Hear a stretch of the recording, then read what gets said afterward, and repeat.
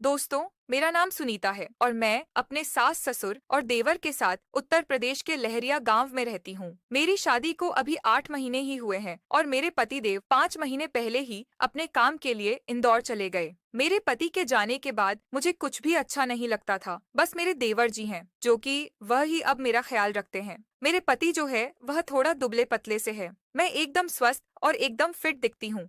मेरी जवानी देखकर हर कोई मेरा दीवाना हो जाता है। मैं जब गुलाबी रंगों वाली लिपस्टिक अपने होठों पर लगती हूँ तो मानो जैसे कोई रूप की रानी लग रही हूँ। मुझ पर गुलाबी रंगों वाली लिपस्टिक बहुत ही अच्छी लगती है और हर कोई मेरे होठों को देखकर दीवाना हो जाता है। मेरा देवर जो है उसकी अभी शादी नहीं हुई है। वह अभी 23 साल का नौजवान लड़का है। वह मेरे पति से बहुत ज्यादा अच्छा लगता है और उसकी बॉडी किसी बॉडी बिल्डर से कम नहीं है। वह हमेशा हंसी मजाक करने वाला लड़का है। मेरी ननद नहीं है, लेकिन ननद की कमी को मेरा देवर पूरा कर देता है। उसको खाना से लेकर कपड़े तक का सारा काम आता है। जब मेरी कभी कभी तबीयत ठीक नहीं रहती है तो घर का सारा काम मेरा देवर कर देता है। मेरी सास जो है वह बीमार रहती है, जिससे वह घर का कोई काम नहीं करती है। और मेरे ससुर जी जो है वह कपड़े का दुकान चलाते हैं। और मेरे पति जो है उनके बारे में मैं आप सबको पहले ही बता चुकी हूँ। दोस्तों, एक दिन की बात है। मैं सुबह सुबह पूरे घर में झाड़ू लगा रही थी और झाड़ू लगाते लगाते देवर के रूम में भी झाड़ू लगाने चली गई। उसके बाद मैंने जो देखा, दोस्तों, मेरी आंखें फटी की फटी रह गई। दोस्तों, आप लोग इस कहानी को पूरा सुने और अपने सारे दिन की टेंशन और थकान को दूर करें। इस कहानी को सुनकर आप सबको बहुत अच्छा रिलैक्स मिलेगा। तो दोस्तों, आप लोग इस कहानी को पूरा सुने। तो चलिए दोस्तों, अब मैं कहानी को शुरू करती हूँ। दोस्तों, जब मैं अपने देवर के कमरे में गई सफाई करने तो मेरी आंखें फटी की फटी रह गईं। मैंने देखा कि मेरे देवर का जो 7 इंच लंबा गन्ना था वह पूरा का पूरा बाहर निकला हुआ था। मैंने सोचा शायद कोई जानवर होगा जो देवर जी के ऊपर बैठा है। मैं थोड़ा हिचकिचा रही थी, लेकिन मुझे क्या पता था कि मेरी एक बेवकूफी ने मेरी सारी दुनिया ही बदल देगी। उसके बाद मैं देवर जी के पैरों पर झाड़ू से उनके पैरों पर मारने लगी। देवर जी जोर जोर चिल्लाने लगे और उठकर बैठ गए। मैं देवर जी को इस तरह देखकर घबरा गई और कहा कि क्या हुआ देवर जी। देवर जी ने जो कहा, मैं चक्कर खाकर गिर गई। उसने कहा, भाभी आप यह क्या कर रही थी? मैंने कहा, देवर जी मैं तो आपको बचा रही थी। आपके पैरों के ऊपर कोई जानवर चढ़ा था और मैं उसे झाड़ू से मारकर भगा रही थी।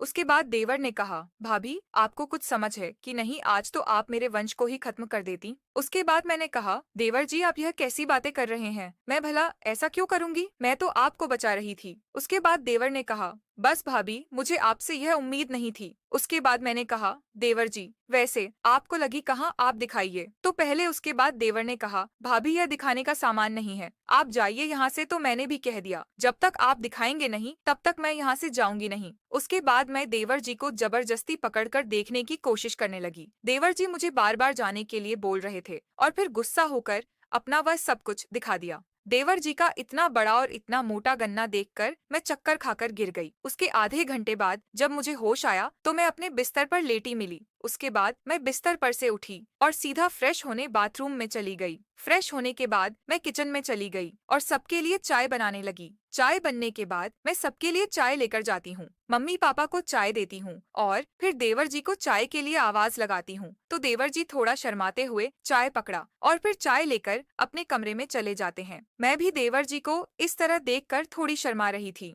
उसके बाद किसी तरह शाम हुई और सब लोग 8 बजे खाना खाकर अपने अपने कमरे में सोने के लिए चले जाते हैं। मैं भी अपने कमरे में सोने के लिए जाती हूँ और तभी मेरे पतिदेव का फोन आता है और मैं उनसे ढेर सारी रोमांटिक बातें करती हूँ। बातें करते करते रात को 12 बज जाते हैं। उसके बाद मैं अपने पतिदेव को फोन रखने के लिए बोलती हूँ और फिर वह फोन रख देते हैं।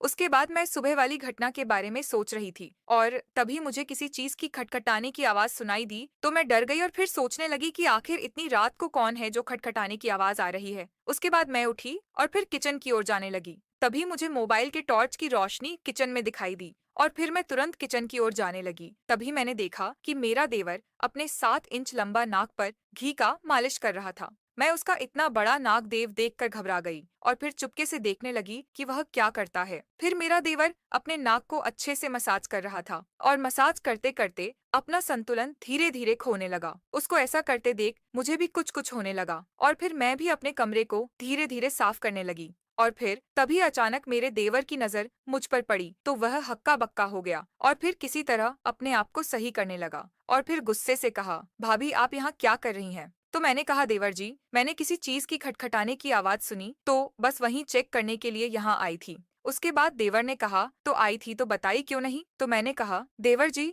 आप इतने अच्छे से अपना काम कर रहे थे, इसलिए मैं आपको परेशान नहीं करना चाहती थी, इसलिए कुछ नहीं बोली। उसके बाद मैंने कहा, देवर जी, मैं आपसे कुछ कहना चाहती हूँ। तो देवर जी ने कहा, कहो भाभी, क्या बात है? फिर मैंने देवर से कहा, देवर जी, क्या तुम मुझे अपने गन्ने का सैर कराओगे? तो मेरा देवर कहता है, भाभी, यह क्या कह रही हो? तुम्हें कुछ समझ है कि नहीं? तो मैंने कहा, देखिए ना देवर जी, तुम्हारे भैया को 5 महीना हो गया है इंदौर गए हुए, तब से मैं गन्ने के बिना कितना सूख गई हूँ और पता नहीं वह कब आएंगे। और फिर मैं रोने लगी। उसके बाद मेरे देवर ने मुझे इस तरह रोता हुआ देखकर मुझ पर मेहरबान हो गए और फिर उन्होंने मुझे कहा, भाभी, मैं आपको संभाल सकता हूँ, लेकिन अगर यह बात किसी को पता चल गई तो क्या होगा? उसके बाद मैंने कहा, यह बात किसी को पता नहीं चलेगी, क्योंकि मैं किसी को यह बात नहीं बताऊंगी। लौट फिर हम दोनों कमरे में जाकर एक दूसरे की खूब मदद की और फिर मेरा देवर कहता है कि भाभी, आज तो मजा आ गया, मैं इस दिन को कभी नहीं भूलूंगा। और फिर वह मुस्कुराते हुए अपने कमरे में चला गया। मैं भी आज बहुत खुश थी, क्योंकि मेरे देवर का नाक मेरे पति से काफी लंबा और काफी हद तक हल्दी था, जो कि वह मुझे पूरी तरह से खुश कर दिया। और फिर इसी तरह जब भी मेरा मन करता था तो मैं अपने देवर से मदद ले लिया करती थी। तो दोस्तों, आप सबको यह कहानी कैसी लगी, हमें कमेंट करके जरूर बताएं और हमारे चैनल को सब्सक्राइब जरूर करें। तो हम फिर मिलते हैं एक और नई कहानी के साथ। तब तक के लिए धन्यवाद।